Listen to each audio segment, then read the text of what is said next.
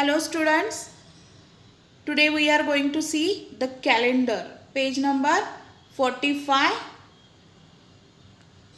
See on the upper side of page, here is calendar. You know the calendar, there are 12 months in calendar. Okay, you can see the calendar of year 2020. See, here is given August month calendar. Let's solve the questions given here. Okay. The first question is, how many days does August have? आता इथं तुम्हाला दिसेल फ्रायडेला 1 अशी date आहे. इथून start झालेला हा month कुठपर्यंत आहे? इथं आहे 30. पण त्याच्यानंतरच्या संडेला, हा सॅटर्डेला 30 डेट आलेली आहे, 30th August. But there is 31st August on Sunday, next Sunday off this. So there is 31 days in August, and every year there are only 31 days to August month. प्रत्येक वर्षी ऑगस्ट महिना हा 31 डेजचाच असतो. आता second question आपण बघूया. This year on which day of the week is independence day? आता independence day कधी असतो? तर इंडिपेंडन्स डे हा कायम दरवर्षी कधीही 15th ऑगस्टला असतो. मग 15th ऑगस्टला असतो, पण त्यांनी इथं काय विचारलं आहे? तर कोणत्या डेला आला आहे, कुठल्या डे ऑफ द वीकला आलेला आहे. तर डेज ऑफ द वीक कोणते आहेत? तर संडे टू सॅटर्डे हे डेज ऑफ द वीक आहे. मग इंडिपेंडन्स डे कधी असतो? तर 15th ऑगस्टला. मग 15th ऑगस्ट हे कोणत्या डेला आहे? तर फ्रायडेला आहे. तर सेकंड क्वेश्चनचा आन्सर हे फ्रायडे असं येऊ शकतं.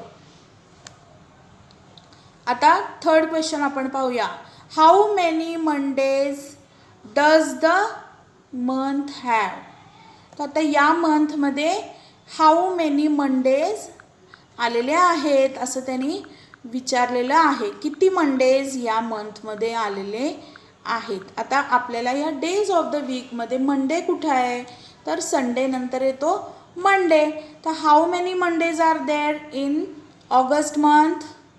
आता ह्या फर्स्टच्या आधीचा जो होता तो होता जुलै मंथ, इथंपर्यंत होता जुलै मंथ. आणि या 31 नंतर जो येईल तो सप्टेंबर मंथ. म्हणजे हे जे दिलेलं आहे एवढेच डेज आहेत August मंथचे.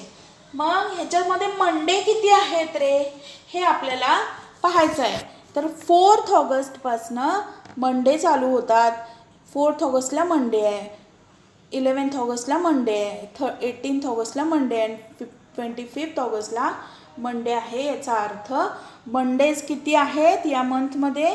Only 4. Which date fall on Thursday?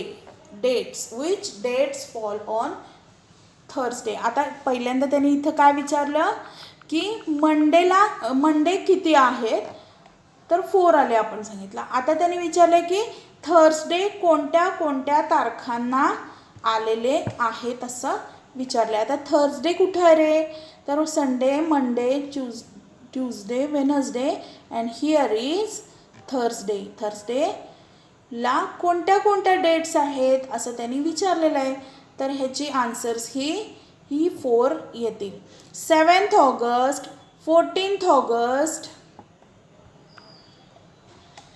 21st August आणि 28 ऑगस्ट ह्या 4 डेट्स ह्या थर्सडेला येतील. याचा आन्सर हे असेल 7th August, 14th August, 21st August and 28th August.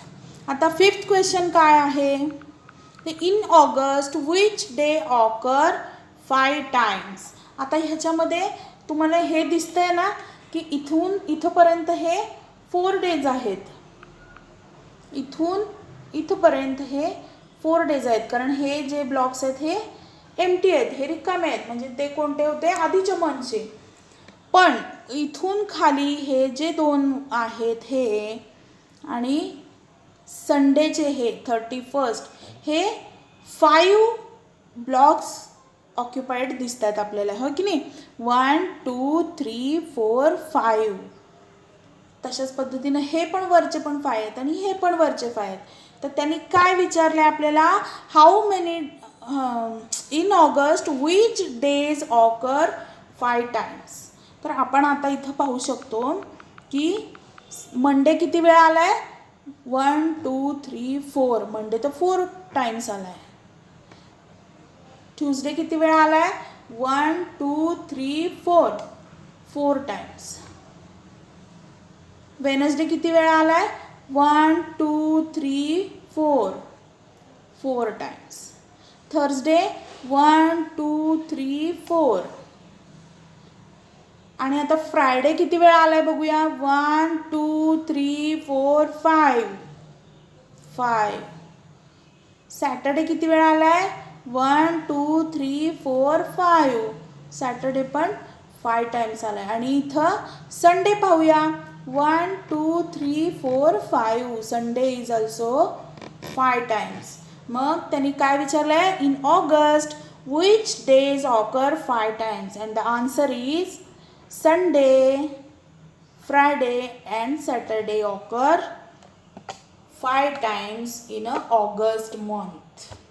Okay, ह्याच्यामध्ये काय आन्सर येईल आपलं, संडे, फ्रायडे आणि सॅटर्डे. आता आपण नेक्स्ट क्वेश्चन पाहूया. How many days passed before the same day of the week repeated. How many days pass before the same day of the week is repeated?